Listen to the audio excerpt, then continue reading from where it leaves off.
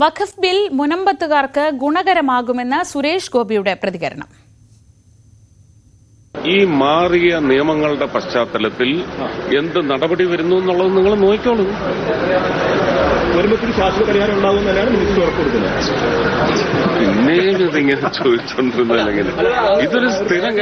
ഞാൻ പറയാനുള്ളത് പറഞ്ഞു കഴിഞ്ഞു.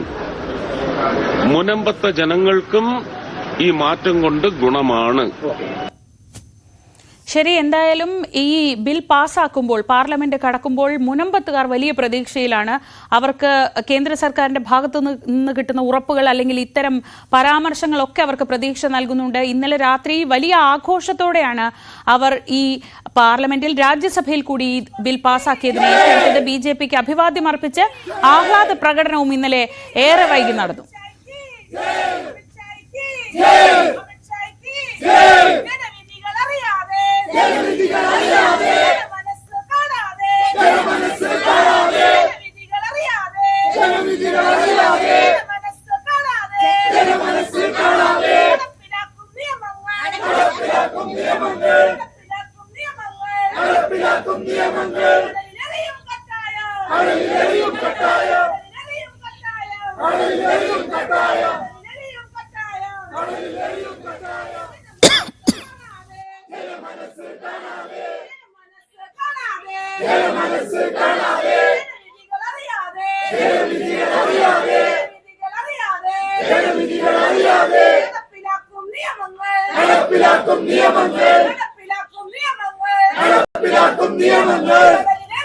അവകാശങ്ങൾ പുനഃസ്ഥാപിക്കും വരെ സമരം തുടരാനാണ് മുനമ്പത്തുകാരുടെ തീരുമാനം.